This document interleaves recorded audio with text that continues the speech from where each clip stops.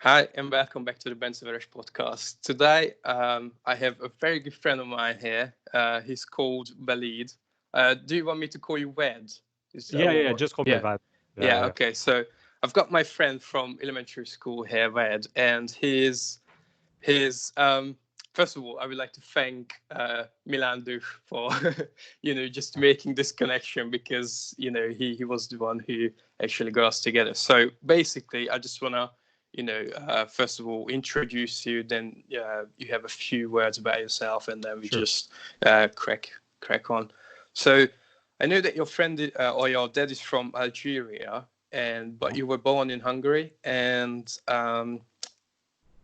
this was an interesting fact, because you were basically the first friend who was not Hungarian, or like wasn't born in Hungary. Like, you were the first foreign person. I was like half Hungarian. Sorry. So like, you were the first half Hungarian person who was a bit different, but you were still cool. Like, you were such an interesting person for me when we were younger, and it's great that we can catch up. So I remember we went to the same school. We started at the same time at I don't know when, maybe in 2005, I think. No, because look, I joined very smartly, and wait, not 2005. I think maybe 2000. I would say maybe 2010. No, 2008. Because I didn't join from the first year. Remember, I joined like but we joined the same time, I think. Oh, we did. Yeah, because we started at the sixth grade. Sixth grade. Yeah, and then we had two 6th, 7th, 8th, so 3 years. Yeah. So I don't know when exactly. But we were together for like 2 years or 3 years. In 3. Yeah, and then I remember, you coming in. You were the new guy. I was the new guy. And we both lived in the same town, basically, and we just took the bus together. I remember your sister as well. She was. You always sent her on the bus first to get some seats. Yeah, it's true. Because the bus is so packed. Yeah. But I know you had a very interesting life. So this is why I wanted to talk about it first, because after we finished elementary school, we went to high school. Then I know you moved on and started living in Canada. Yeah. And that's something I want to talk about. And I know that you had a very interesting life through the experiences, as you have lived in basically all around the world. So I'm sure it will be a very, very interesting conversation. And also you've got a YouTube channel now, which is quite popular. It's about League of Legends. It's about like gaming. So this is what you can also share some, just talk about, really. I put in the description your channel, and then if I could just ask, if you are first to hear, maybe just check out my other videos, maybe subscribe, and if you like it, share it with your friends. Okay, so thank you very much for being here, and I think, shall we just get into it then? So thanks for inviting as well. And I think I might have had an interesting life compared to most Hungarians, because they don't really travel that much. I've lived in Montreal for 7 years, and after that I got a little bit bored of Montreal, so I just traveled to Thailand and lived there a little more than a year, and now I'm back to Montreal, so I can maybe talk about what I have experienced and stuff. So that's good stuff. You can ask your questions. It's not like an interview, but I made some questions just in case. So do you want to just maybe quickly introduce yourself, like just in a few words? So basically I was born and raised in Hungary, in the same town as Bence. It's in eastern Hungary. I wouldn't call it small. Miskolc is not that small, but it's not that big either. Basically I lived in Hungary for 15 years, I think, or 16. I left I think when I was 15, and I came to Montreal and went to high school for a year or two, a year and a half, something like that. But then I dropped out for some reasons. I started to work. I was actually working as a linguistic video game tester at Ubisoft. Oh, okay. What? Yeah. I was Gee. actually correcting translations and translating for a Splinter Cell 2 or 4, I don't remember. And I also worked on Watch Dogs 2. Jesus. Yeah. Wow. So if you guys play that game, so cool. I made translations. Yeah. But like Hungarian English and I what languages do you speak? I know you speak French. Yeah, because in Montreal, basically you speak English and French. Mm-hmm. The default is French, but for jobs like what I did, it's English. Mm-hmm. Because obviously the games come out in English, and then basically I was working in a group with people from all around the world. There was like Portuguese, Spanish people, Arabic, all kinds of people speaking different languages. And we were basically testing the video game for like 2-3 months. And we were reporting issues with the game, like, all kinds of issues. But we were also reporting linguistic issues in case something was not properly translated and stuff. And we were working in a group, so it was really fun. Especially I was like 17, 18 at that time. So it was a good job.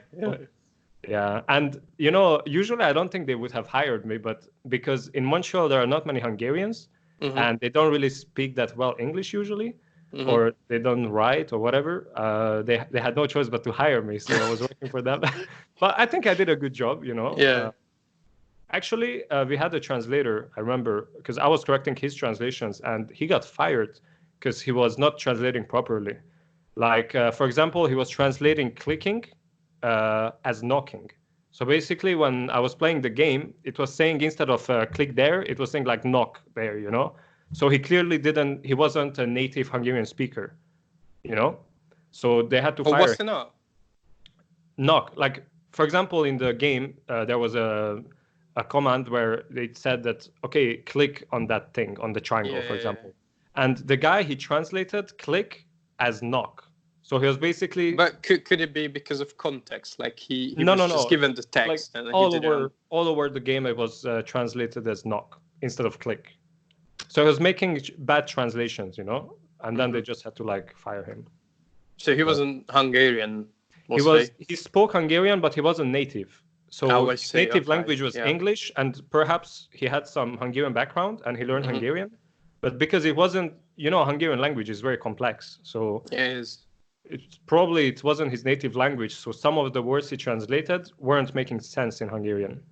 Yeah. Yeah. That's so interesting. Like you're the man. I can't believe you work for Ubisoft. That must have been a dream. Well, it was basically called Enzyme Testing Labs, but we're working with Ubisoft and Sony and. So you were like contractors. It's not directly. It was exactly. It's like a contractor company, and at some point they actually wanted to send me to Japan because we were testing a video game from Japan, and what happened because there's like 12-hour difference, right? So. We were sending the information there, and because of the time difference, it was difficult for them to like make adjustments and stuff. So they just wanted to send us there to like test the game there without any time difference, and it's easier for everybody. But I couldn't go at that time because I didn't have my passport yet, my Canadian passport. So it was a bit complicated. But anyways, so I was working there. And then I started to do my own businesses, like small businesses. I did a lot of different things, like trying to do my own things. For example, I was selling like electronics when I was younger, like just flipping stuff, like flipping TVs or PlayStations and all those stuff.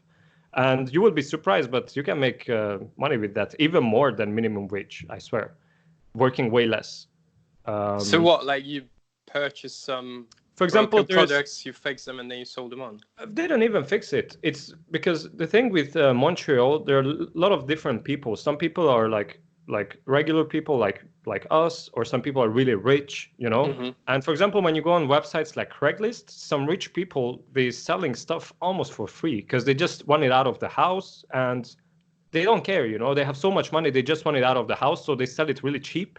Plus, if you have guts, you can even negotiate even more, It's a bit fucked up, but you gotta do what you gotta do. So Yeah. for example, like I bought like a PlayStation with like 4 controllers and like 20 games for like what $300 or 350, and then sell it back for like 500.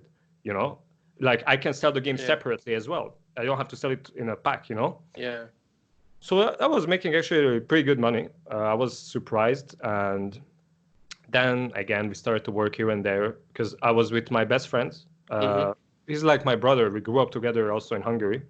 He's also half Hungarian and he's half Palestinian. So he's like has a little similar background with me. And yeah, we did different stuff. For example, we were moving, like a moving job where you move furnitures and stuff. That was nothing interesting. But then we went to Toronto for a few months and we're working there as well. And then we started our business, like our business. I can talk about that too if you're interested. Yeah, I would be quite interested, and I'm sure other people would be as well. Yeah, so basically, like everybody wants to succeed in life and do certain things like their own business, or everyone's talking about that all the time. But it's not a lot of people who make the moves because it's kind of scary to invest your money somewhere and start a completely new thing, leaving your job. But I decided with my friend, or I can call him my brother, that we just give him a shout out. Yeah, nice. I'm gonna show him the podcast after. All right. So yeah, we decided that we want to do car business. Okay, but we decided this in like what year was it? I think in 2016 we decided first that we want to do a car business. So we had no clue how to like examine the cars if they work properly or not. We didn't know anything about cars. He had his driver license. I didn't even have mine.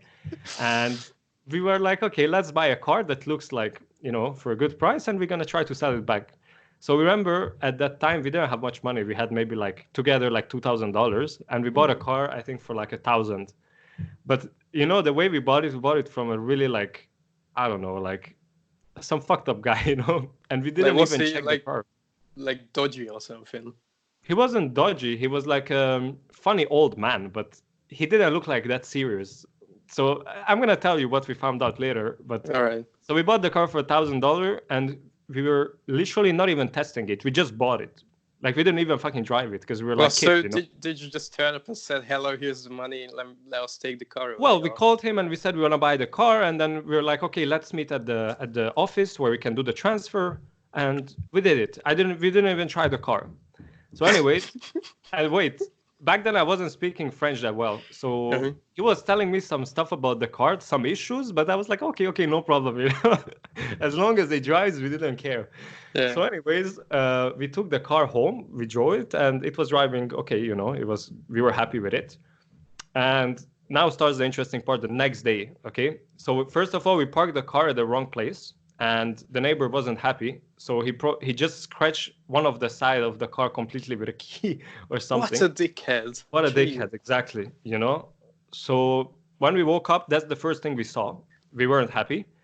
And the other thing we saw, for some reason, somebody hit the front maybe. The bumper was on the ground, on the front bumper. Okay, imagine our first car, okay? Yeah. So then we were like, what the fuck, So we went to buy some tape and we taped back the bumper. Look, guys, wait. A bit of a makeshift solution, but at least it works. But wait. I'm going to give you guys some spoiler. Like later, we were doing very good with car business, like selling like 30, 40 cars a month. Like we were making very good money off that. But that's how we started. So in the beginning, it's a bit rough. And anyways, so then we taped back the bumper and we were like, okay, we have to buy some paint. But we didn't know how painting works. So we were like, we're going to paint the side of the car. Of the scratch, but it doesn't work like that. Yeah. So we got in the car, so we go buy some paint, and guess what? The car was automatic, and it didn't shift. It's stuck in first fucking gear.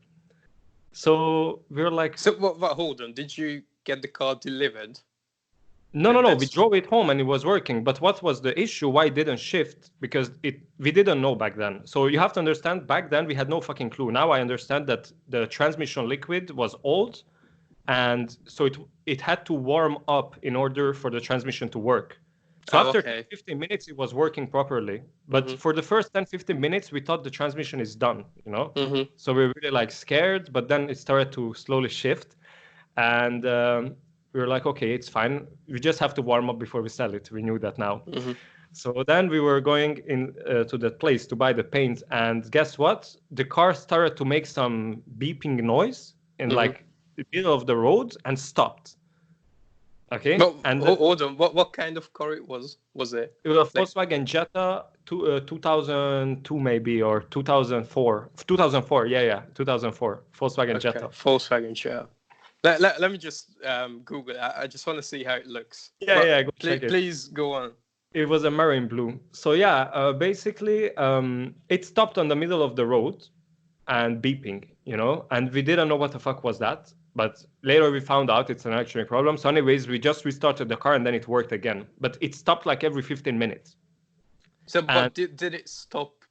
So you were driving in traffic? It just stopped. It starts beeping and stops. It's an electric problem, you know? Yeah. Like, I think it thought that maybe something's overheating. So to protect itself, it just stopped. But it was an electric problem. It wasn't doing anything. So anyways, that was our first car. And I'm not going to get into details, but we had a lot of trouble to sell it. Actually, we couldn't even sell it because we had to exchange it. But the guy who sold us, we exchanged the car with, that car was also a bit fucked up, you know? So we were both kind of losing. I don't know. Yeah. But I think at the end it was better for us because we sold that car that we exchanged. But I don't know. I'm going to tell you that story too, because that was also funny. We got a buyer. He was coming with his son. It was his son's first car. And basically they liked the car and everything. So we decided we're going to meet at the office and sell it. Okay. But we had to go first get the papers for the car. So we went with my brother. We took the car. We went home, took the papers, went back to the office. And guess what? He forgot one of the paper. So we had to go back home again. Okay. It's like 30 minutes drive. And it was winter, it was snowing. And when we were going back for the second time to the office, the car started to shake on the road. But it never had a problem. But just when we were about to sell, it started to shake. So we were like, what the fuck, you know? So we stopped on the side of the highway and we saw that the tires, they were loose on the left side, left front. So we started to like tie it and repair it on the side of the road. Then we continue our way to the office. We did this 2 times. We had to stop on the highway 2 times to repair the tire. And after that, after the second time, we were just keep going, and the tire flied out in the highway, the left tire. You're one of those guys who you see on YouTube about like Russian dashcam videos when you just drive in the. Yeah, we were driving like 70, and one of the side dropped, and the tire fucking flowed out, and we hit the wall on the right side, and that's it, you know. And then, obviously, we made a huge traffic, and the police came, and our driver license had some problem, no insurance on the car, so we got like $400 ticket. You know, it was a mess, you know. And they towed the car for 30 days. Imagine. So we couldn't sell it. So we had to call the guy that we had the problem. So just before we were going to get our money back, and then we would never do this fucking business again, we decided. The fucking tire flowed out, and basically we had to wait 30 days to get our car back. So that was our second car, basically. And from there, we didn't do any car business for like 3 years because that was a lot of bad experience at once, you know? Yeah. So we're doing different things. It's just expensive. You know, this is how you pay for the knowledge because you didn't do anything. And this is basically just gaining experience. Exactly. So we paid for the knowledge, as you said. And then when we restarted our car business, I remember I didn't pay the rent because I was kind of broke. So I wasn't paying my rent. And I saved like $1,400 and I bought a car, a Volvo. Okay, that's a funny story as well. Wait, I bought it like 80 kilometers from Montreal. So it's a bit far. And it was a manual car. And I don't have driver license. And I had no fucking clue how to drive manual. But I did it. And I was stuck in the parking. After I bought the car for like 15 minutes, I couldn't fucking. You couldn't figure it out. I couldn't figure it out, you know. But somehow I figured it out after like 15 minutes, and well, I was going home, you know. I can imagine you being on the phone, just like I was talking to my brother. Yeah, how But to drive then a my phone manual. died, and I didn't know how to get back home. Yeah. Oh, Because I was lost too. So I don't know how Yeah. to drive manual. I'm fucking lost. I don't know. I had to follow the signs, somehow get back Yeah. to Montreal. And there's a huge bridge in Montreal that brings you inside Montreal because there's a huge river. And it's like uphill, okay? And Mhm. you know, driving manual and uphill, it's Yeah. not, especially if you don't know how to drive. Yeah. So I figured that out that it's not gonna be easy. So basically, what I did, instead of following everybody, they were going like 50. I was going like 15, Yeah. and on the first gear, and I was going slow on purpose, so I never have to stop. So there's nobody in Yeah. front of me, and people were honking behind me. They were passing by, looking inside. What this guy doing? My fucking clutch was burning. I was smelling the burn. It was, yo, man. That was one of the worst 1.5 hours in my life to get home. You know. Man, I feel this is gonna be such a good podcast. Like you have such good experiences, man. But Good. imagine that Yeah. all without the Yeah. license. If the police would have been there, they asked me Yeah. why you go so slow and your fucking car is on fire, smoking in the Yeah. back. You know. But anyways, I got home. I don't know how. I was fucking lucky. And next day I was practicing how to drive the manual around my house. And Without a guess driver's license. with a driver's license. And guess what? After like 5 days, I sold the car. And guess for how much Wow. I sold it? Double. I bought it for 1,200. Yeah. So Double. I sold it for exactly double. I made $1,200 profit in like 5 days. Basically, that's almost a minimum wage in Montreal for a month. Wow. So I made in like 5 days a minimum wage with like what, 2 hours of work, you know? So then I was Jesus. like, holy shit, that's Yeah. now Respect, it works, man. you know? That's this is what it takes to hustle. You know, like Yeah. you do what you don't know how to do, but at least you have the dedication, motivation, and discipline, and everything else to make it work. It doesn't matter what comes. It's you Exactly. just want to make it work. It's really just Like- your mindset. Like my mindset was, and my brother's always, that we know there's gonna be like obstacles and problems, but you just always there's a solution, you know? Yeah. There's always a solution. If it fails, we just restart, you know? So Yeah. that car didn't fail. Actually, it turned out very well. So we saw potential in the business, and then we kept doing it. So we bought another car, sold that again. I think second car made like $700 profit. But you can sell these cars in 3-4 days, you know, sometimes faster, sometimes the same day. And we kept doing this until we were selling each like 15-20 cars a month, you know. So That's decent, man. that was, man, like now I know all the mechanics, I know all the dealers, I know everybody, Yeah. and they were telling us that you guys make more money than the big dealers, you know, because Wow, we're yeah. selling Yeah, the but car hold- like hold cash. on. You're flipping it.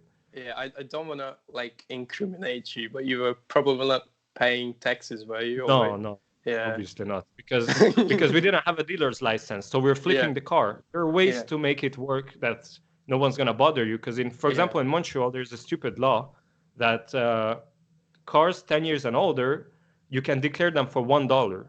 So we're making sure we only buy those cars and we declare them for $1. So I was paying tax like 10 cents per car, you know? So That's but it's still, interesting. yeah, but we still didn't have a dealer's license. Not even, I was doing this car business with no driver license for like almost 2 years. So I got caught a lot of times and paid a lot of fines. Well, whatever, you know, because the problem why I did it without driver license is because it's not like in Europe. Here, to get your license, it takes 14 months. Yeah, that's a long time. That's a lot, man. You know, like... Is it because there are a lot of people and not enough slots for people to train and learn? Or no, it's because... It's just bureaucracy.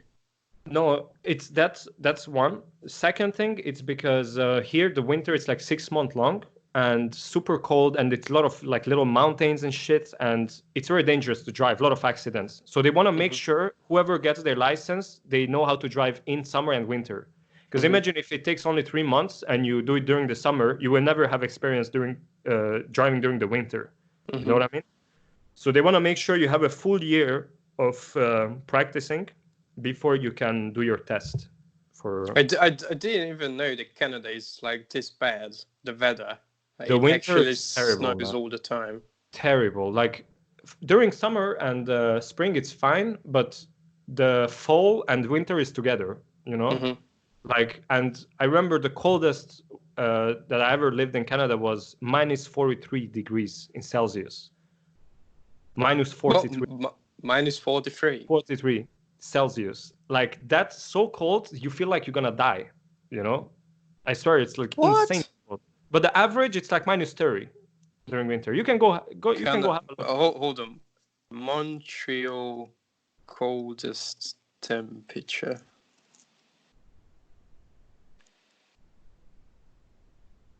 It says the worst was minus 34. Okay, but they factor in the wind as well and stuff. When they factor in the wind as well, it's colder. Like, for example, in the news, when you check the weather news, it says it's minus 35, but it feels like minus 45 or minus 50 because of the winter and not the winter, because of the wind. Oh, I see what you mean. Because okay, all right. Okay, so here when you check the weather news, they say it's, let's say, minus 35 and feels like minus 45 or feels like minus 50. Okay, yeah. You know, they tell you both. So probably when I checked, it was felt like minus 45 or 43, whatever I said. I don't know exactly how much it was, but that's what I saw. So maybe it was just minus 35, but even that is fucking cold, you know? Yeah, that's just proper cold. Jesus. It's really cold. Like, literally, when you go out, you get out of your house, you know, you have some liquid in your nose. Yeah, it freezes, yeah. It freezes in 1 second. You feel like there's two little rocks in here. Yeah. Like, you can feel it, you know, that it froze in your nose. So it's pretty crazy, you know? Man, I want to visit Canada. Once this whole coronavirus shit is all over, I just want to go it's there really nice. During the winter and then just get lost and then die in a snowstorm. It's really cold. Unbelievable. So why do people live there then? I don't know. That's why I went to Thailand after, because I couldn't, you know, it was enough for me. Like, winter, it's 6 months long, 5-6 months long. It's unbearable, man. It makes you depressed, you know? Yeah, I believe you. Yeah. So yeah, anyways, so then car business. Yeah, then we were doing very good with the car business, but you know, you humans, by nature, they never have enough. You always want more, you know? Yeah. So I was making a lot of money, but now I had the problem with winter. I was bored of Montreal, and even though I was making a lot of money, man, like, working for yourself, you work more than, like, if you're employed, you know? Yeah. Like, selling 20 cars a month, I was working. I remember I wake up with my brother like 8 in the morning until like 10 at night. We were hustling, you know? So all your day is gone.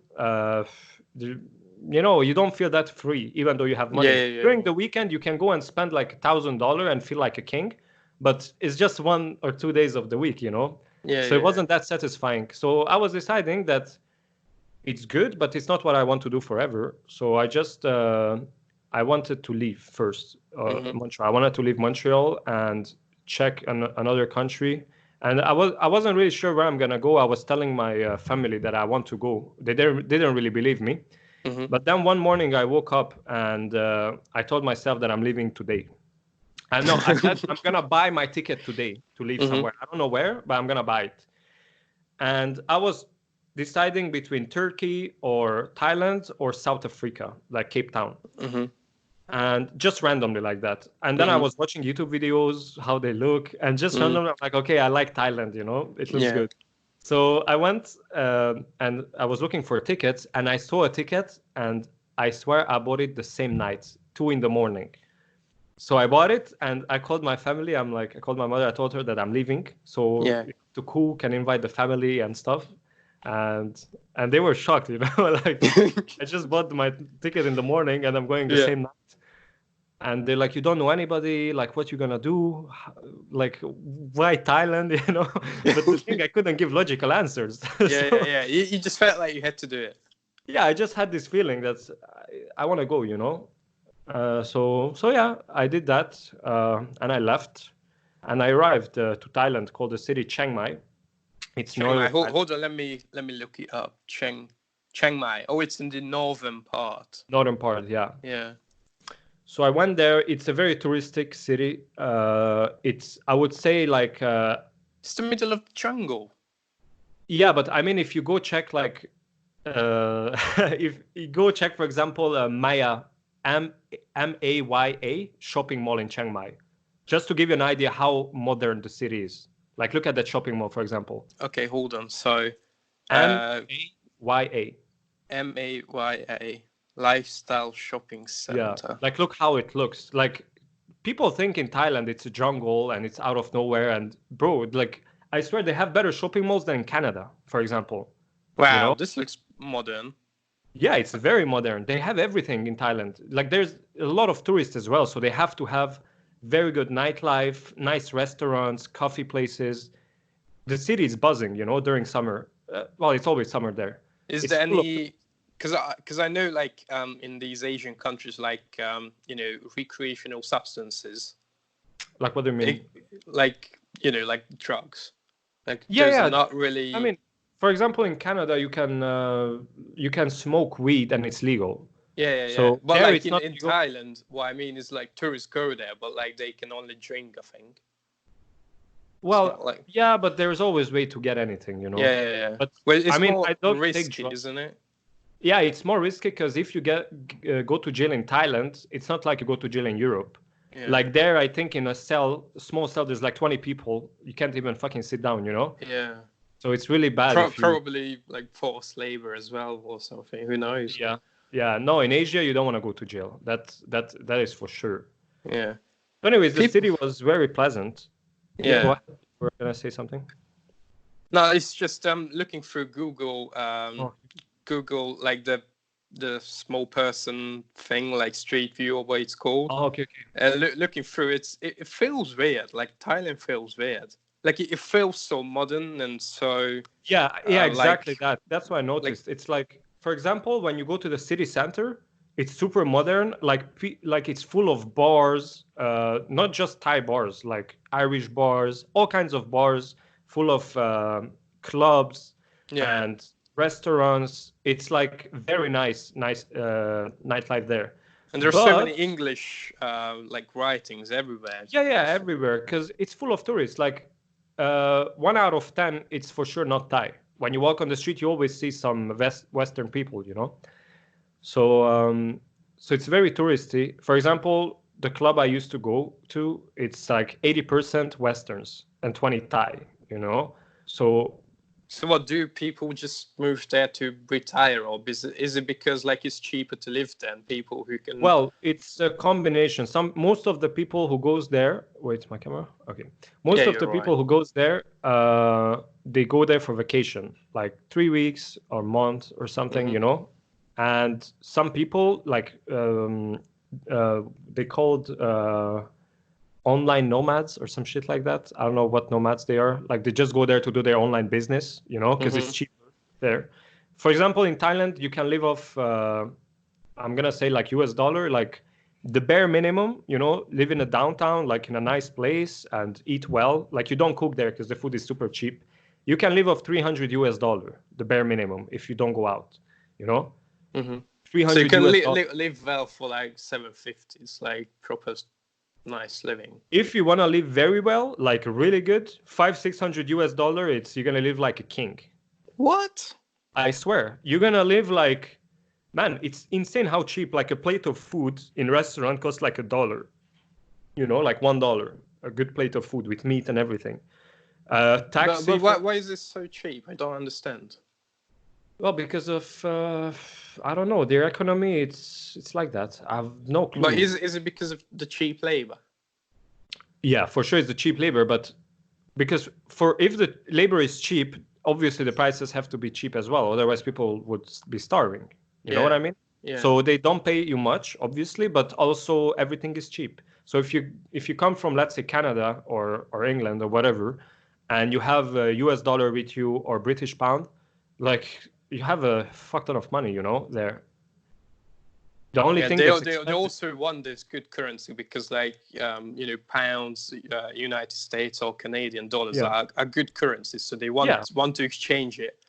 So I don't know much about the economy. But you know, of in Thailand, even though the labor is cheap, people live well. People, they have cars, they eat well, they seem very happy, you know. Like happy people. It could be just in like the major cities. It could be different in I've Like, seen like villages, and I yeah. took actually a boat trip to Laos. It's the northern neighbor of Thailand.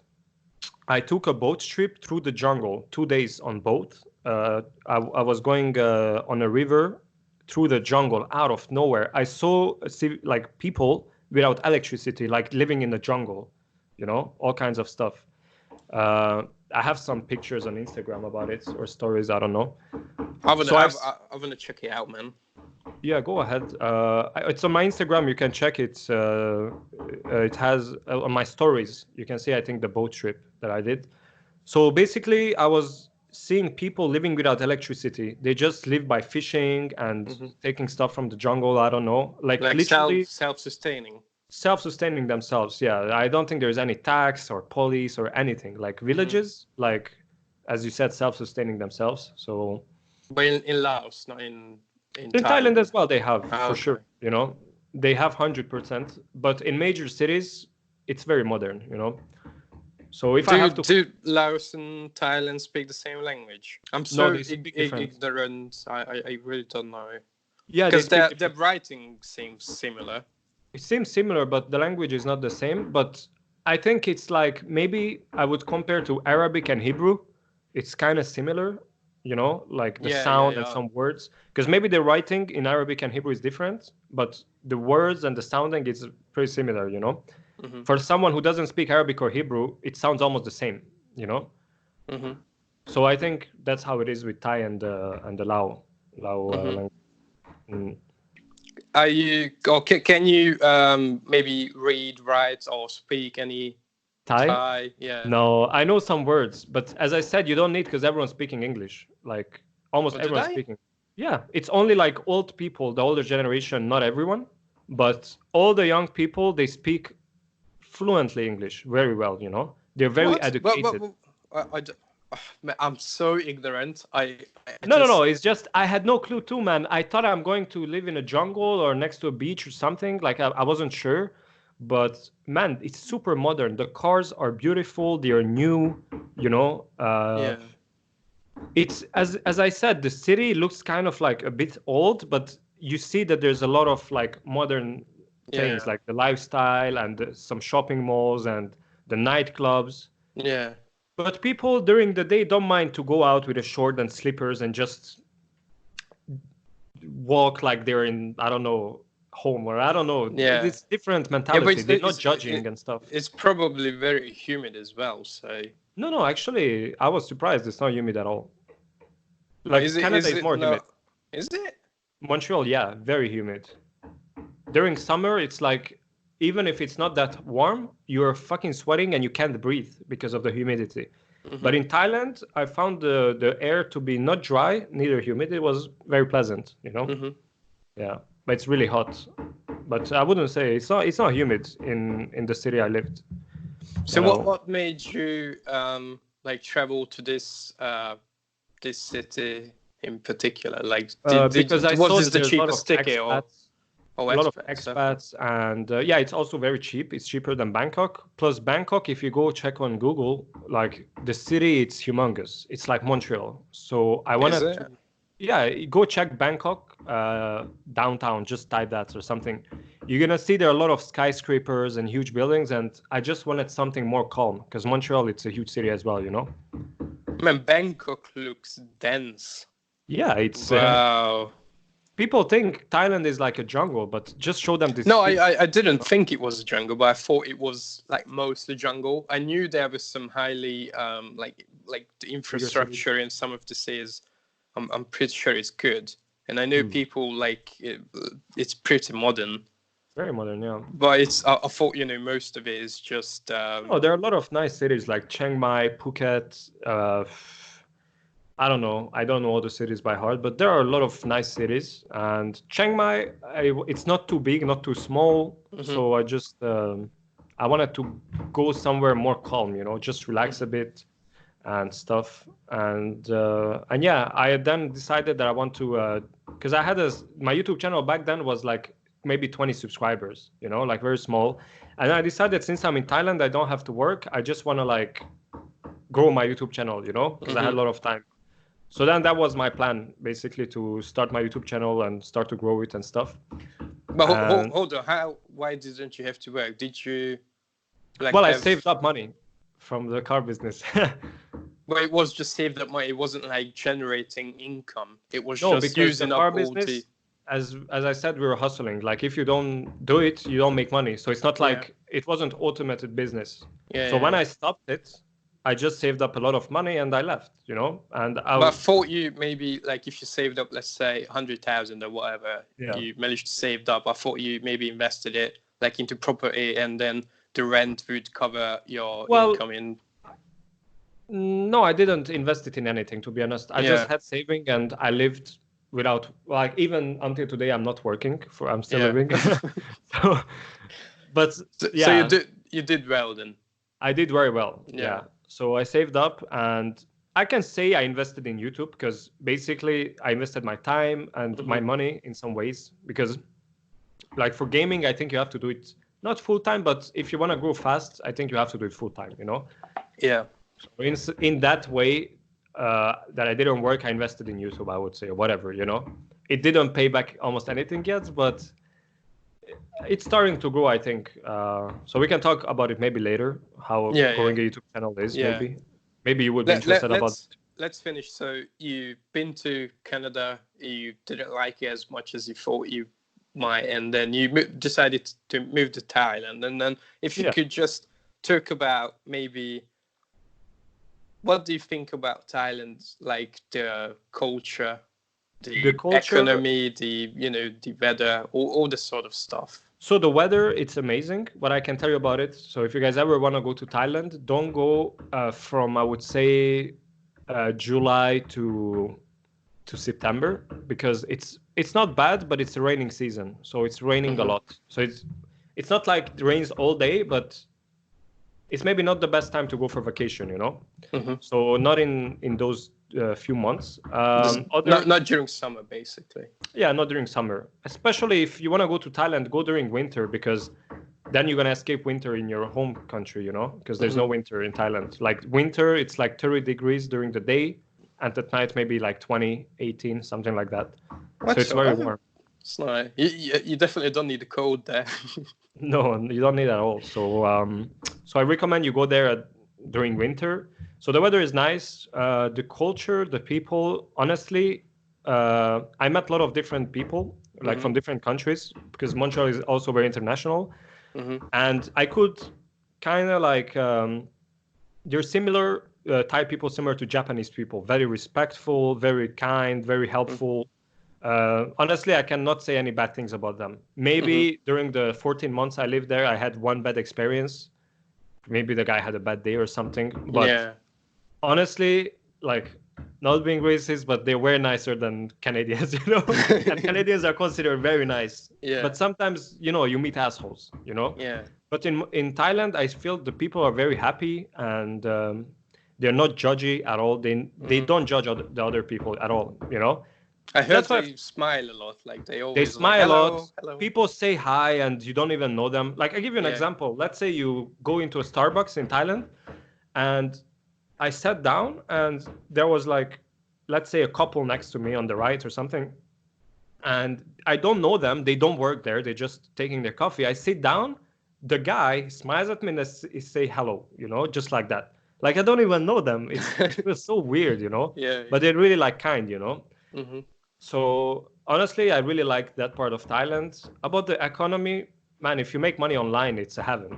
If you can make like, imagine making $1,000 online, which is not that much. Yeah. But there, I told you can live off like $500-600 very well. Like you have your condo with swimming pool, gym. You take taxi everywhere. You never cook. Like you live good. You have a good life. Wow.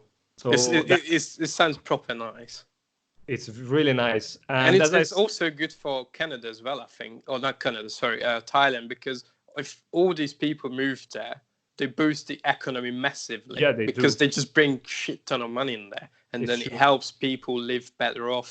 Yeah. Like maybe, a few generations down the line, Thailand will become a rich nation. Yeah, I think so. I think they're profiting a lot as well. The government profits a lot.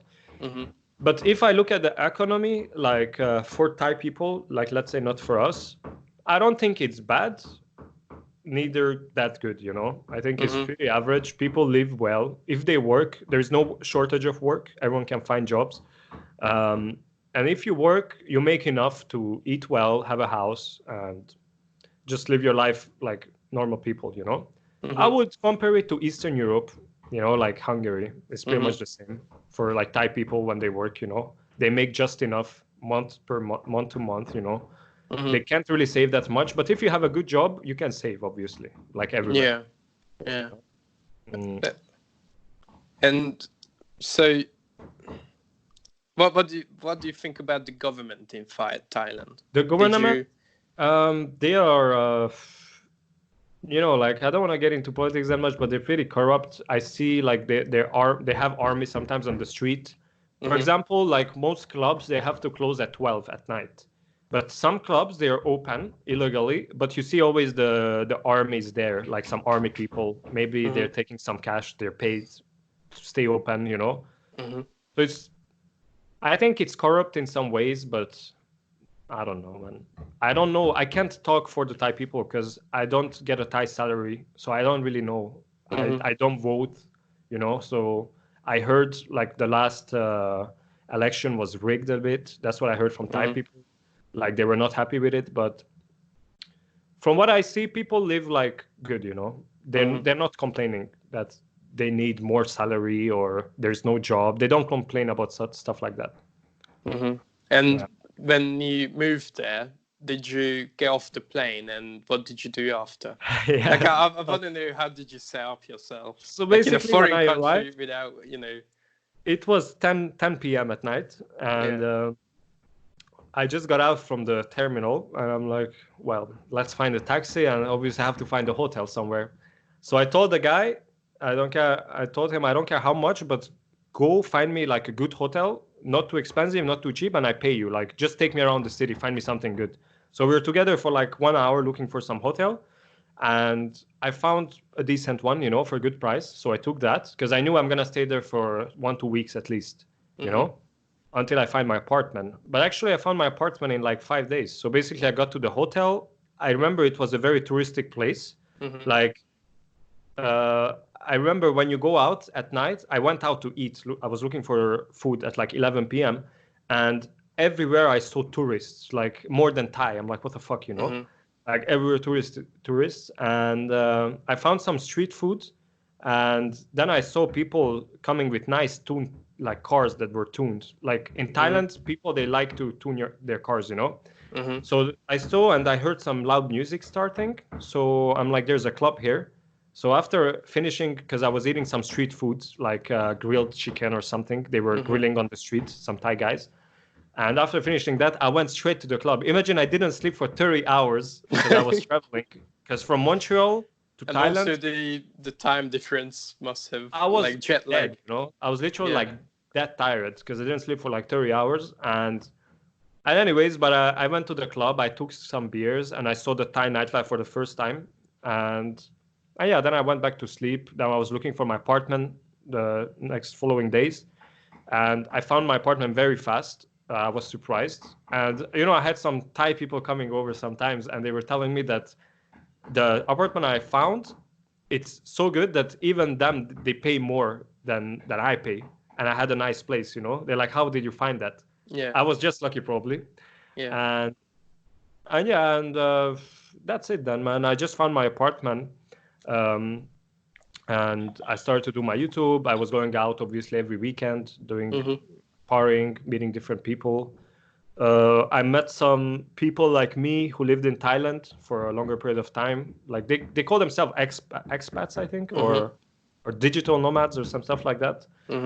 So I made some friends, and that's good. Yeah. It was very chill from there. Like honestly, just waking up, knowing that you don't have to do anything. If you want, you can, you know. It's just waking up, have a good breakfast. I used to eat like 10 meters from my apartment every day, the same food, because I loved it so much.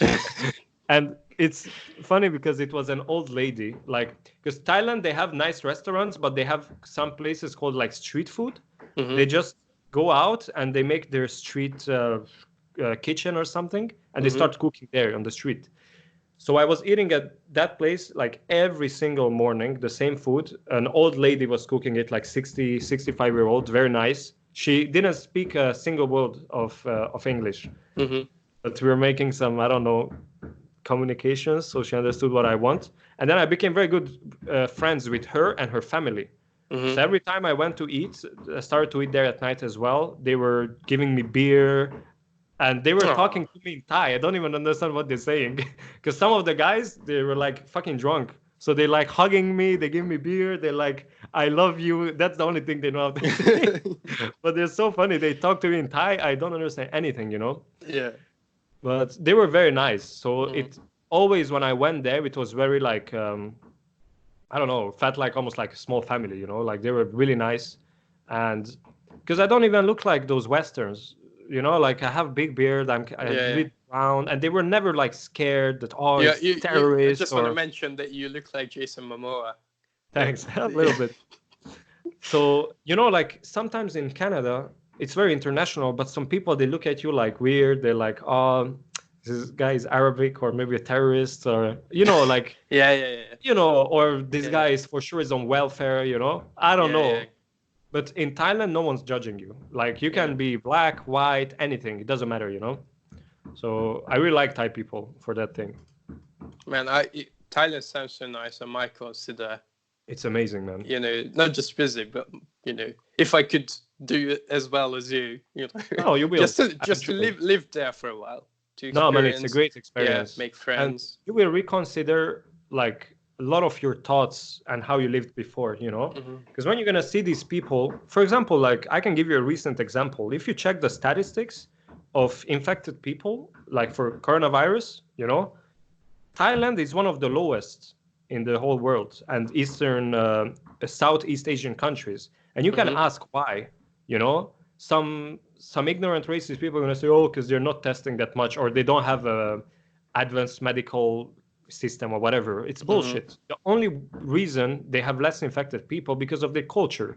When the government says something, they listen. They don't like start fucking questioning everything, and you know, like in Italy, they didn't give a shit, and look what happened, you know.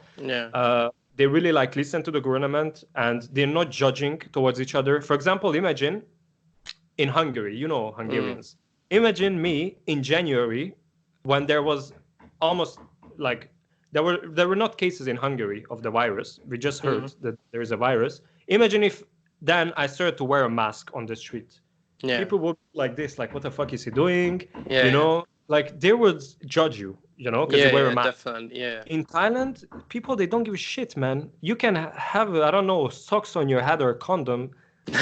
Maybe they're gonna look for 1 second, but because it's disrespectful to stare at someone, they're not gonna look or say anything, you know. It's just with the culture. Yeah, sorry to cut you off. It's I know in Japan, it's like I don't know how to say, but it's understood that you have to do your part in order not to infect anyone else. So even if isn't a pandemic or anything else, but as long as you have a cough, people put on a mask because they want to be respectful for other people, not to catch and infect other people. Even if they just have a simple, like they caught a virus or something, they're going to put a mask, you know?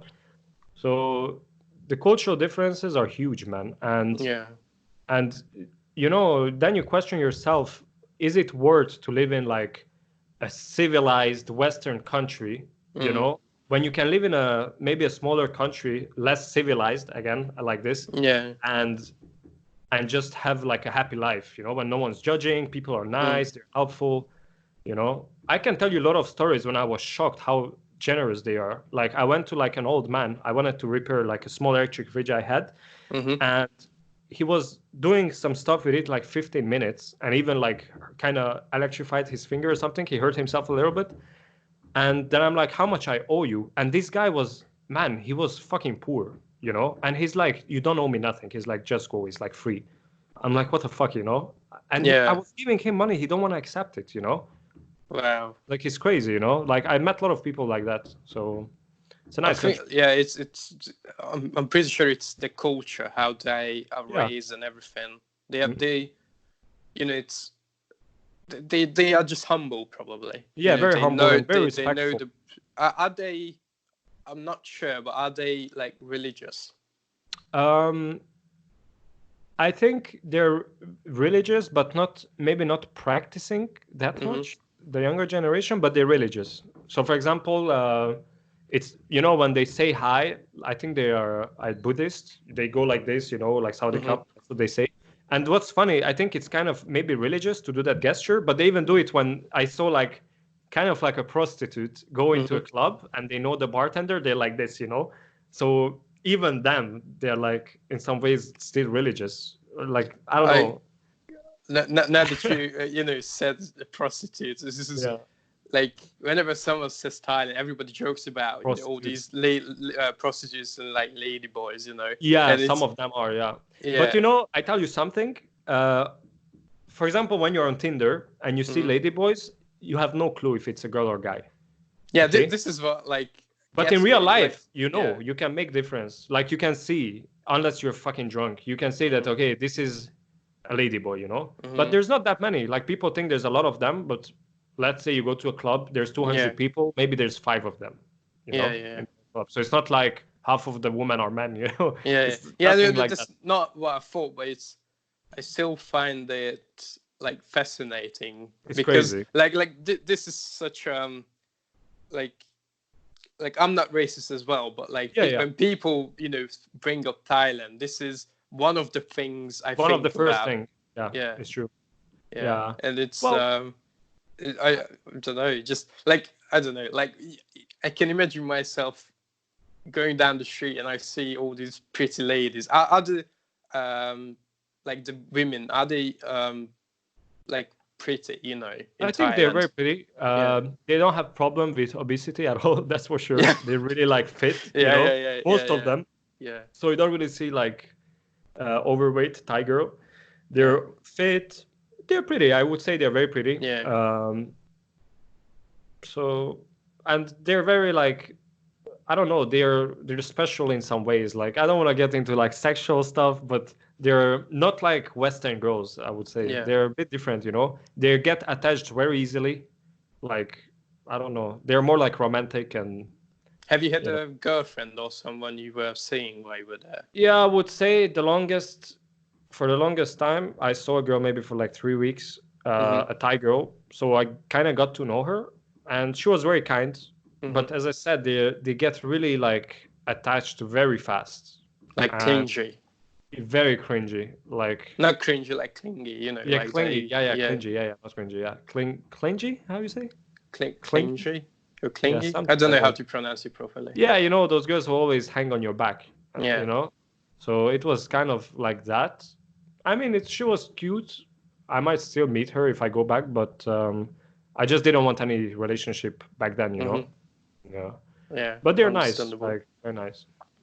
Because I don't know about you, but me personally, and I know this is such a white men stereotype, but like me personally, I find Asian women so like attractive. Like there's like there's something in Asian women, but like I think it's because like I fancy them more than they're like kind of vulnerable, like cute little things. Like more feminine. More feminine, much more feminine. So guys like that, they like to feel like the man. Yeah, so definitely. If a woman is like really like I don't know, have a big attitude or. Maybe it's a bad word to use, but like a very strong character, like a leader type character. Guys usually don't like that much. They like Yeah. So Asian girls are really like feminine. So yeah. So that's why I think guys like it. Yeah. Like me personally, I prefer if a woman like if she knows what she wants and has a certain attitude. But like if she's very like masculine, it's like. It's hard to feel like you're that attracted because it just feels weird. But like for Asian women, they have, I don't know, like they have pretty faces. Yeah. They just they look cute. young. Like even man, like I met a girl. Okay, I met her on Tinder, And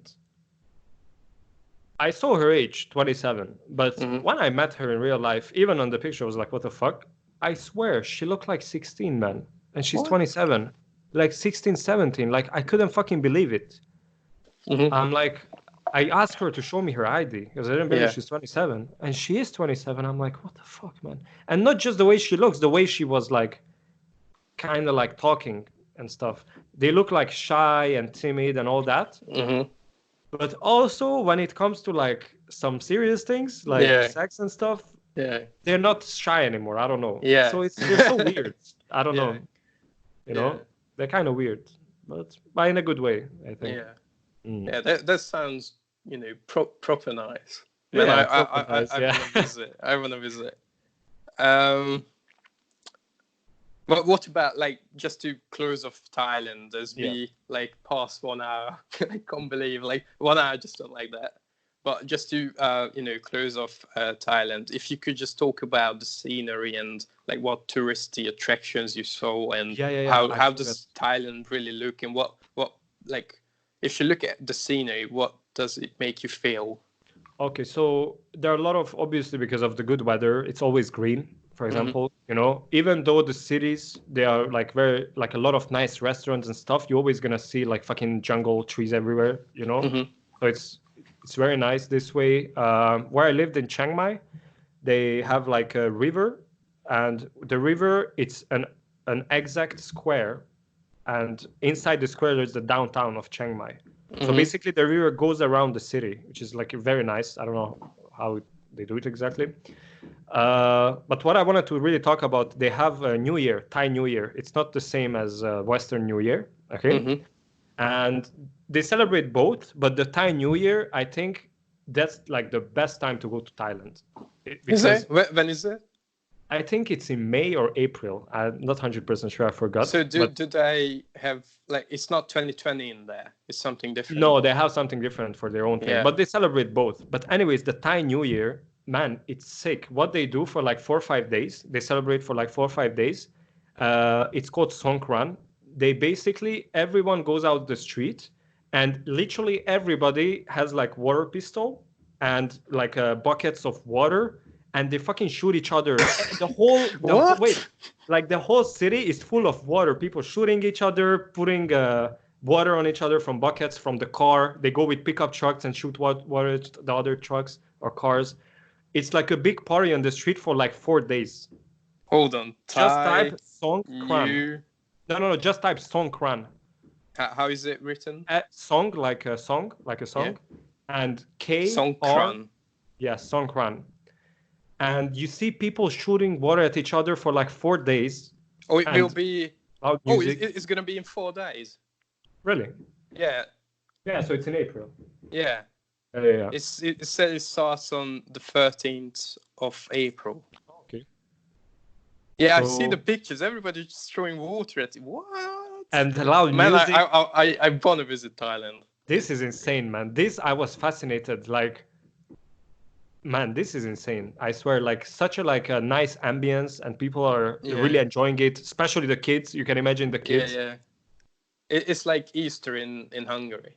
Yeah, it's like Easter, but I mean, it's extreme, man. Imagine you go on the street, you're walking, and everyone's shooting you with water. There's a pickup truck passing by, a big bucket of water on your head, and people are just laughing, and no one's like offended or anything. It's just, you know. And I'm so envious, man, that you were able to afford to go there and get this experience. Look, maybe if I didn't, and no one would have told you, you would never want to visit Thailand. Who knows? So it's good. Man, it jumped quite high to my priority list for the next countries to visit. It's certainly Thailand. It's amazing. Though. Yeah.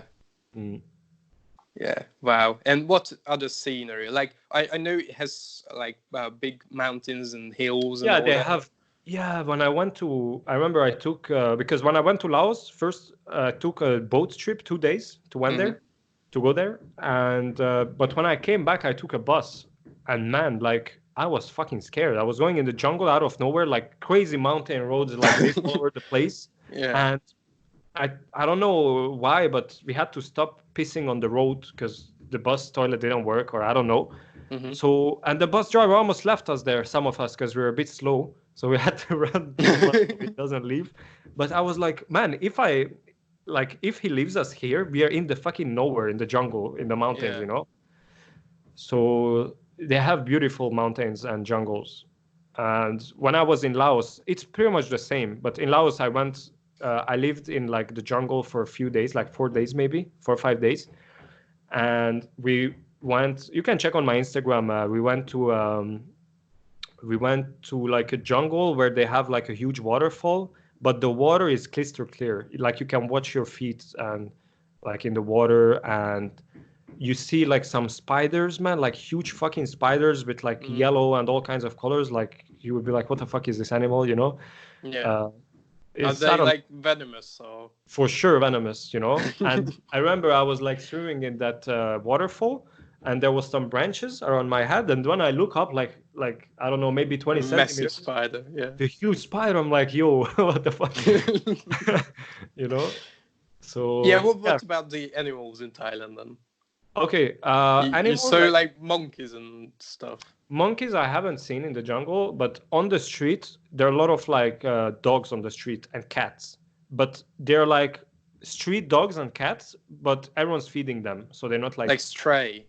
Yeah, stray dogs and cats, and they always get fed by those street food places, you know, so they're not starving. And the animals, what I noticed, this is crazy, they are not scared of humans. Like for example, in the West, animals, they're kind of scared, you know. In Thailand, like the birds or dogs or cats, you know, cats, they don't run away. They like come, and even like those stray cats, they're not scared, you know. They really like, they're not scared of the people, you know. So that I found weird, because for example, in Canada, if you see a cat on the street, if you're gonna try to pet her, she's gonna run away, you know. But in Thailand, the animals are not scared, you know, for some reason. And I saw some squirrels. I was very shocked, because in Canada we have a lot of squirrels, but I thought because it's winter, so maybe they can survive the winter because they have like a fur. But in Thailand they had squirrels. I was shocked. I'm like, how can they survive this warmth, you know? But they have squirrels as well. But I haven't seen any like animals that I would not see in the West. So I know they have tigers and monkeys, elephants. It's in their culture, like elephants. They're like, I don't know if they are sacred or something, but they really like respect elephants a lot. So they have a lot of like places where you can go and feed the elephants, and even like take a bath with them in the river or something. I think they are quite intelligent, and that's why they are being very like, yeah. as because I know if you treat an elephant with respect and it's not wild, but it's a bit like domesticated, it can be a proper good friend, I think. Yeah, for sure. They're very intelligent. Yeah. They're one of the most intelligent animals. Planet. What is your Instagram? It's a Vad Ostor. ID. And I don't have much pictures, but if you check my stories, I'm pretty sure I have some. It says highlights. Or highlights, or whatever they are. You can see some. Oh, I see the river. Yeah. You can see some of the trip in Laos. He doesn't hear me. I told him your name. Oh, that's we're traveling behind a truck.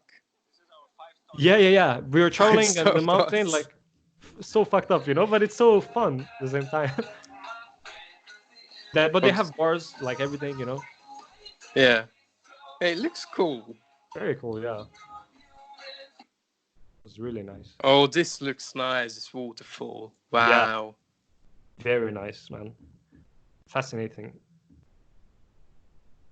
Yeah. Oh, there's a bear here. Yeah, there's bear too. I don't know what it's doing there. I don't know if it's normal, but they have bear. There's some exercise. Maybe the woman. Yeah,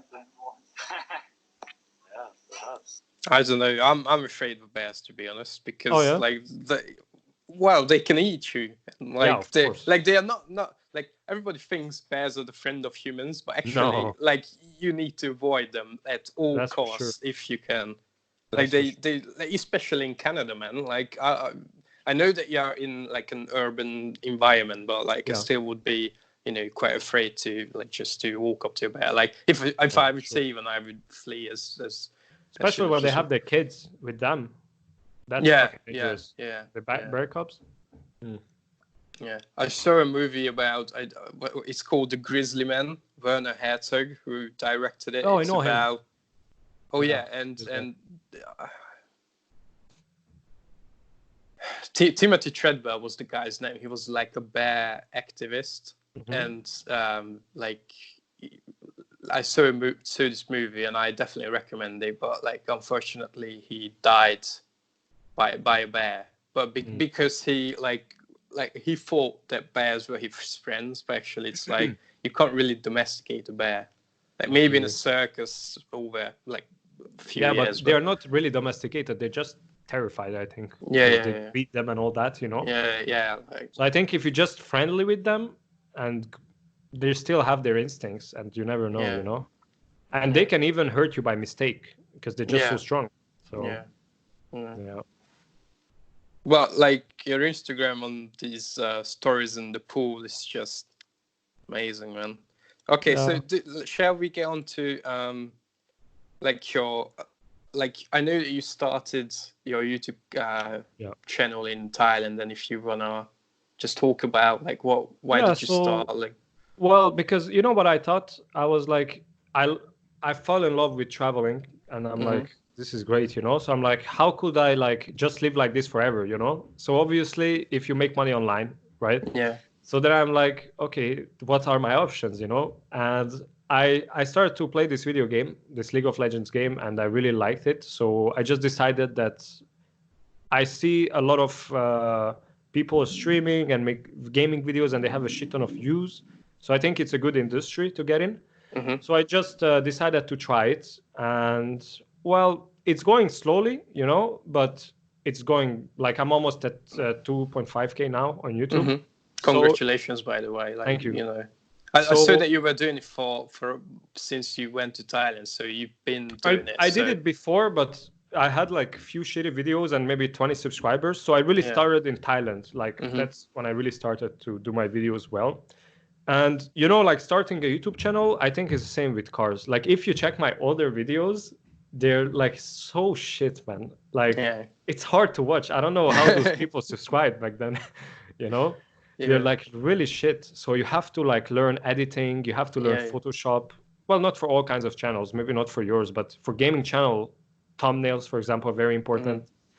So it was also a big learning curve. And now I think I'm starting to get it. So my channel, I think last month, I didn't even touch it for a month, and it grew like almost 400 new subscribers. I didn't even touch it. Yeah. So now it's starting to snowball by itself, Yeah. So I think the beginning is very hard. So don't get discouraged if you have 10 views or 20. It's normal, I think it's natural that this is the same. You haven't got experience. It's going to be shit in the beginning. But as you grow, you get experience and you're going to get better eventually. I think the most important is not to beat up yourself about the quality. Try to always improve slowly, or in a steady way. Just improve always. But make sure you keep pumping the content, because the people who subscribed, they liked something. So even if it was shitty, they just maybe like your personality or something. So just keep posting videos for them, and new people are going to join in, and it's going to grow slowly, Some people get lucky and they're trying to grow like insanely fast. But I think most of the time it's a slow grind, I don't even think if you grow too fast, it's a good idea, because you haven't got enough content because let's say if this video gets like 1 million views, it won't, but if it would, hopefully, I have like like 15 videos, so the views from this video, it wouldn't be good if it would be too big, because then I would just be like a bubble what would burst, and then the views wouldn't trickle down into my other videos. So if I would have like 100 videos which have good content and good quality, I would be much more happy to get 1 million views, because then these views going to transfer there as well. So I don't think growing too fast is it's preferable. Honestly, I can't really comment on that, because I didn't grow that fast, but I think what you're saying is makes sense for sure. Because Yeah. if you don't have enough content, the people, when they subscribe, maybe they're going to get to your channel and then they can't watch that many things. So Yeah. they might unsubscribe right there. So Yeah. Yeah. maybe it's better to get some content before you blow up on YouTube. Yeah. Yeah. Yeah. Sure. Yeah. Certainly. So yeah, basically, I was just posting videos 2-3 times a week, and you grow slowly. You know, the first 1,000 views, subscribers, I think I got it after like 1 year, and the next 3 months I doubled it. You know, or more than double. Yeah. So basically, it grows exponentially. You know, Yeah, it doesn't yeah. go like in a straight. It's curved. You know, Yeah. how Yeah. it goes. So. So yeah, you're gonna start to snowball at some point, you know. So, and I know a friend who started the YouTube like a little bit earlier than me, and he's about 3K now as well. So anyone can grow a YouTube channel, but expect it to be making money maybe in 3-4 years, making like good money. Yeah. You know? Yeah. So if you need money right now, don't do YouTube because Yeah. it's a waste of time. But if you can, like, you have time to grow it, I think it's a good investment for especially younger people, you know. Yeah. Like, I wish I started when I was 16, because now imagine, you know.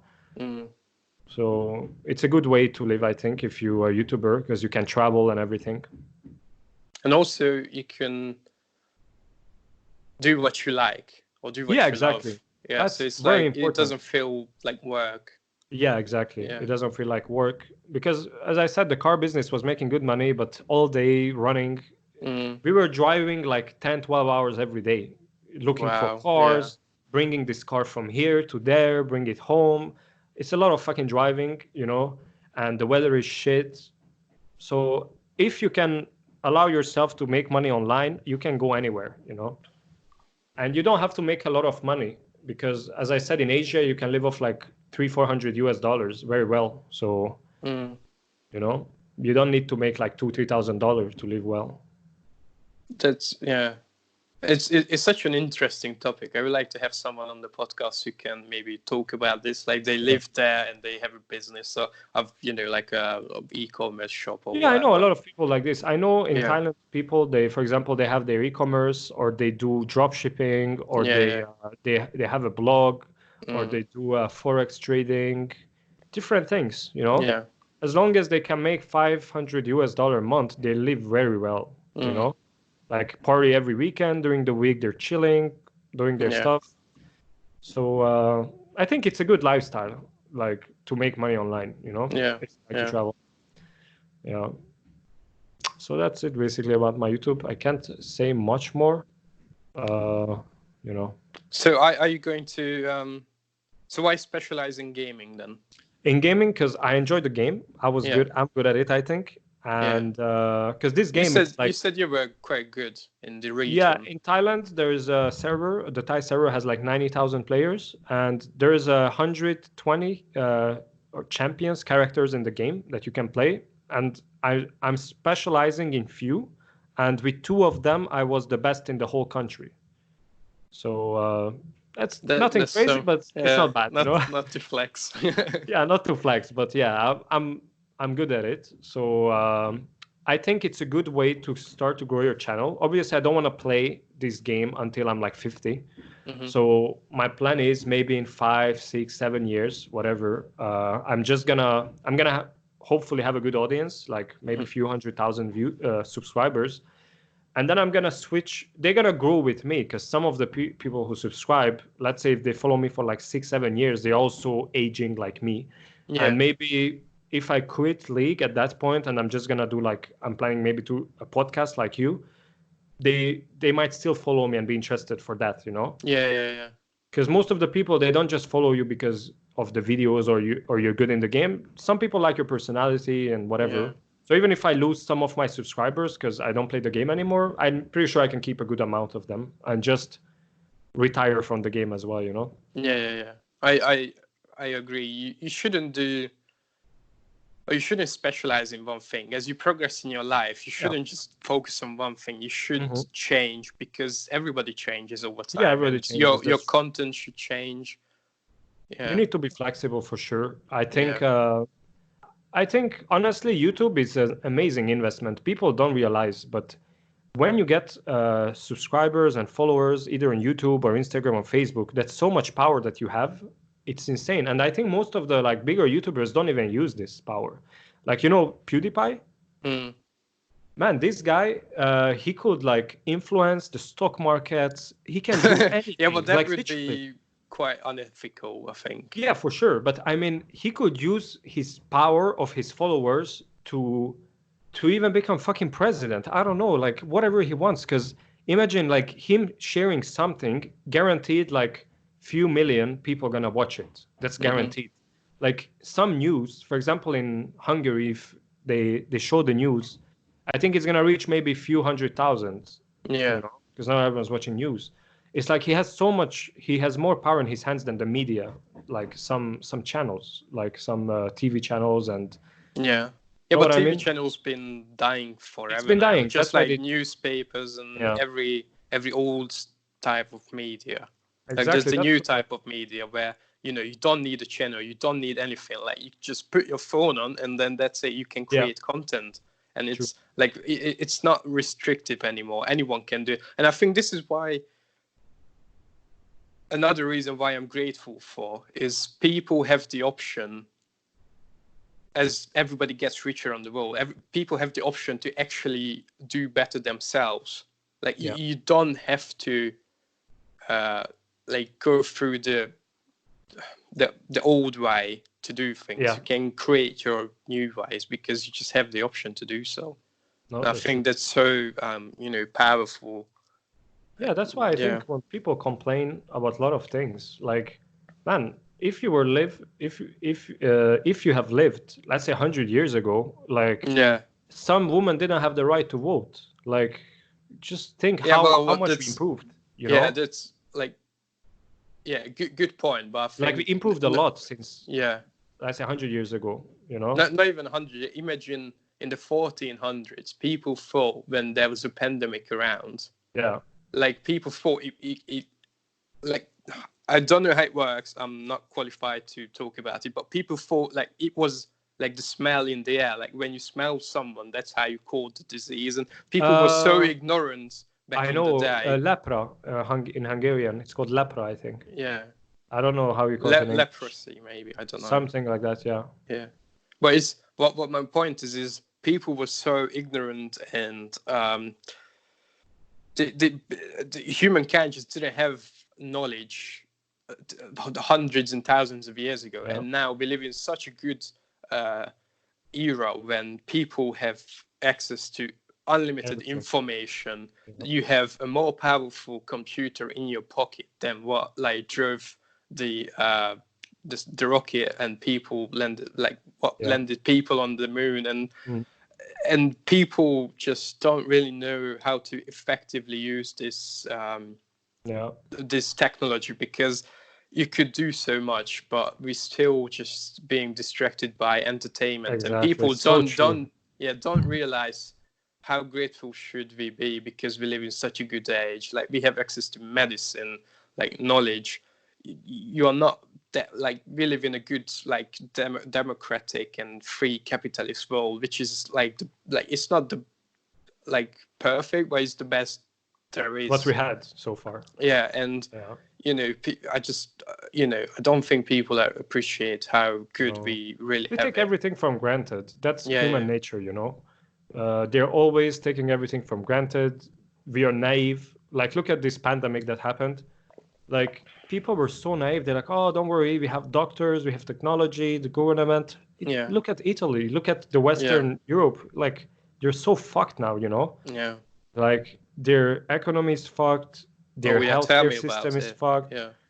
And people, they just always feel too safe and too smart and too powerful when we are not, you know? Yeah. Like for example, I saw a podcast, you know, for sure, Joe Rogan. Oh, that's why I started Obviously. mine. Yeah. Yeah, I watched a lot of Joe Rogan. Okay. Yeah. And I don't know if you saw the episode where he had some I don't know how to call them, not cosmologists, some people that they study asteroids and those stuff, meteors, you know. I when was this podcast made? Or I'm not sure, but basically we're talking about how vulnerable the Earth is to a meteor, for example, and how we are not ready for it. Like we are literally like people, they don't even think that anytime a meteor could hit us, you know? Because there is like twice a year, I think because the Earth is like going around the sun, right? Yeah. Twice a year, we go through like a meteor field, and we have always the chance that something's gonna like hit us. Like in 1908 or something like that, there was a meteor in Russia. I don't know if you have heard of this. 08 or 1903. The meteor literally wiped out like I don't know how many square kilometers of stuff in Russia, but no one's lived there because that part of Russia, nobody was living there. No, but Russia is the biggest country. It's massive. Like it's massive. You can't even comprehend how big Russia is. It's huge. But basically, we were saying if that meteor would have hit, let's say, London, the whole population in London is gone. You know? Yeah, definitely. So we are fucking like helpless in many ways, and we forget this. You know? Like we it's if people would. This is why I think. Like not to get into conspiracy theories, but this is why everybody tries to keep us distracted, because if people would actually realize and comprehend how vulnerable and in danger we actually are, and there are forces what are outside of our like we can't do anything about things like meteors and like people would be terrified. Like if you really think about it, they would be terrified all the time. All the time, yeah. Like everybody would be paralyzed, I think. Like whenever I stop and think about, just anything could happen. You can't know the future. At any second, you could die. No fault to your own, and you can't do anything about it. No one can. And there was a pub here in the UK where people went in the pub, they had a drink, and a helicopter fell on the pub. Like you just don't know. Yeah, you don't know. Yeah, you don't know. And if you would never leave your home. Like I understand why people are terrified to go outside, and like some certain mental diseases, why they make you paralyzed. Because like if you actually understand how, how in the just it paralyzes you. No, it's so true. That's why sometimes they say knowing less it's better sometimes. And it's really true. The more you know, I think the more you don't want to live. 100%. This is why I think people who are not as bright or not as like educated or clever, this is why I think they are happier, because they just don't really understand and see the possibilities. But like if life is simple, you don't worry too much. Yeah, but when you actually understand how complex it is in many aspects, not just like the danger, like just human psychology and a lot of things, and the politics and the things go behind that we don't know. If everyone would understand everything, it would be terrible. Nothing would function, I think. Nothing would function, I think, also. Because just you see this coronavirus, how people reacted, like the hoarding and all that, hoarding toilet paper. Yeah, why toilet paper? What do you think? Why toilet paper? I don't know. I have no fucking clue. Like, this is maybe something funny you guys gonna find, but like Arabs and Islam people, we are required after like shitting, for example, even like pissing, to wash your parts. So not just wipe it, you have to wash it. So after with water, like soap and water, or just water? Like just water is enough, obviously. But obviously now we have soap, so why not put some soap too? So basically, I think Arabs are not really scared, or Muslims, because we wash ourselves anyways. Obviously we use toilet paper as well, but just using toilet paper, I don't know why would they hoard that, and just using toilet paper anyways it's not that essential, like you can just wash yourself. Like, I don't know. Like most people have a shower next to their toilet, so like if exactly. I don't know. I'm just hoarding baffled, food. I say, possibly. okay, you're scared of like dying, of hunger, but hoarding toilet paper, like this is crazy. I don't know, and it has no like bartering value, because like it's just it's toilet paper, but has very limited use. Like, Very what limited. can you use it for? You know, it's just to wipe things, anything. You know, your nose, your ass. Like, come on, man. Yeah. Like, if people were hoarding, like when I see they hoarding food, I say, okay, they're scared. Or hoarding, like, if they were hoarding different stuff, like weapons or like a rope or I don't know, something useful, I would say, okay. But hoarding toilet paper, it's unbelievable. Yeah. It shows how, honestly, like you see in Walmart, people are fighting. Yeah. They're fighting. Literally, I see old people hitting each other in Walmart for toilet paper. I think it happened because some people started taking shitload of toilet paper, then other people didn't even think, oh, if they are taking loads, then we have to take loads. Mentality. Following. Yeah. True. Probably that's one person.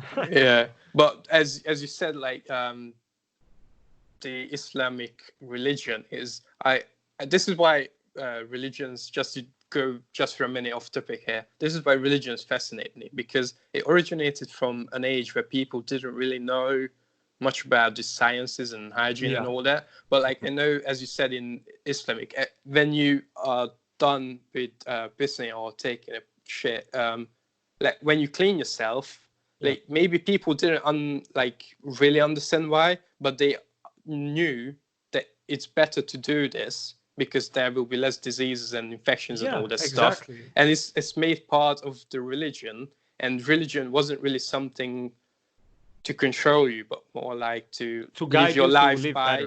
And like in Hebrew, in the, like for the Jews, the Hebrewic like religion, you know, like the Jewish religion, they can't eat pigs, I think, and the reason is because pigs used to have this disease, and that's why. And you know, if you really think about it, religions, like, they have these traditions because it helped them survive. And people who follow these religions had a better chance to survive. And this is just I just wanted to mention why I think religions maybe are not as useful now and in today's time, but it was essential for the survival of humankind back in, hundreds and thousands of years ago. Sorry, you hear something in the back? Oh, it's not too bad. No, it's all right. Someone was reading something. Sorry. Anyway, we are having a 1.5 hour conversation. I think, I don't want to make this podcast too long. I'm so happy to, continue, but like, I just don't want to make it too long. So if you could, like, finish off with, with strip dance. Yeah. No, like in what is your life goals? How does your future look like? Are you planning on family, all this sort of stuff? Just basically, from, as I said, I want to transfer my YouTube channel to a podcast, because I just want to sit back and talk like I talk to you, and perhaps invite like very interesting people, way more interesting than me, like some scientists or sellers and stuff. I think it's a good way to retire, kind of, and just do what I enjoy. Obviously, I think I would like to get married, but it's a bit complicated, obviously, because I don't want to get married and then have like a bad marriage and divorce. The kids. Like, I would rather not get married than have a bad marriage. So this is why I always say, like, I rather get married. Just I only want to get married once, and that's it. And I think, I don't know about you, but sorry to cut you off, but like a marriage is like, they say it's good in bed, in wealth, and in poorness, and like in health, and in like when you're unhealthy. It's like it's meant to last forever. And people don't take the marriage seriously. What it represents, and I think marriage, and living in a relationship or being in love, whatever you want to call it, I think it's a choice. When two people are mature enough and they decided that they want to settle down.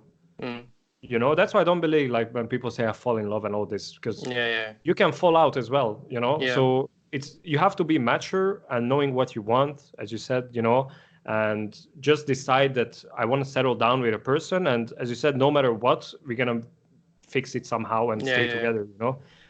because you don't need much. You just need some physical attraction and two sane people, and that's it, And then I think anyone could be like in a relationship almost. You don't need anything special, that's gonna make the other love you more, I mean, compatibility I think is important, because if you want to like raise a family, you should be on somewhat like agree how you want to raise the children. Yeah, obviously in terms of culture and religion and those things, obviously you don't want to like marry someone who has a completely different lifestyle or beliefs or anything. You want to find someone compatible, I believe. So yeah, anyways, obviously one time I want to get married. For other things, I'm not sure, man. I'm still young. I'm 24, For now, I can't really think of that far, like what I want to do. But I know I want a podcast. Hopefully, I find someone that I can spend my life with and make some kids. And we'll see after, Yeah. That sounds good. And also one final, like kind of final question is, what do you think? What's your real home? Like, is it Hungary? Is it Canada? Is it like Thailand? Is it like like whatever? Where do you feel you're at home? The most home, I'm gonna be very honest, I feel Montreal, because although I lived like 15 years in Hungary and I only lived here like 7-8 years, but I kind of grew up to be a man here, not in Hungary. Like I was a kid in Hungary, and kids, they don't even think about anything, just stupid shit, playing and whatever. So I have a lot of significant memories in Montreal. And my mother and sister, they are here, so I would say it's home for me, Yeah. But do you consider yourself Hungarian? Yeah, of course. I'm 100%. I'm proud to be a half Hungarian and half Algerian. I'm proud for both. I love history, so I like our history. When you meet girls, you can tell them, "Oh, we were warriors and over to Europe." Some bullshit. Conquerors. Yeah. So I love Hungarian culture and history. So yeah, 100%. I consider myself Hungarian, not Canadian. I'm gonna never say I'm Canadian. I like Canadians, but I'm not Canadian. I just live here. Yeah. That sounds nice. And as a closer, if you could just mention something which you're really grateful for. What I'm really grateful for. Okay, I'm really grateful. It's gonna sound weird, maybe to some people, maybe most. But I'm very grateful that I grew up in a family where I got introduced to Islam, like a religion, because it gives me some basis where I always have belief in God, and I have I can be grateful for a lot of things just because of that, because God created a lot of things, and I think it makes you like kind of more humble and let you it helps you like survive hard times and get through them, So plus I 100% believe that there's an afterlife. So some people, when they think of that, they're like, what's going to happen after, Like I don't have to think about that, because in my belief, I believe, in the afterlife and everything. So I don't know. I'm just grateful that I'm introduced to a religion. That's so nice. If you're happy, maybe we could do a podcast about religion. I would be, I'm genuinely so interested in religions. So I would love if I could have someone who has Islamic as his religion. That's gonna be way more interesting, I think, than that podcast. Trust me. Like I'm gonna try to get ready for it and bring you some facts and some interesting parts of the Quran. I think you would find it very interesting. Maybe the other viewers too. I would love that if we could, like, I don't know if you are free, but like, I would love if we could do it as soon as possible. Like, I'm not saying, today or tomorrow or whatever, whenever you're free. Because I don't know what day is it, but we can do it this week for sure. Wednesday. It's just Wednesday. Yeah, this week sometime. We can. I would love that. And I'm sure so many other people would love it, because, it really pisses me off. There are so many people who don't understand religion, and I don't blame them, but especially Islam. People think because of the like what happened a few years ago in Syria and all that. People just have a negative attitude towards. Really, like, I understand it's human nature. But people don't understand. They hate on it. I understand, but still.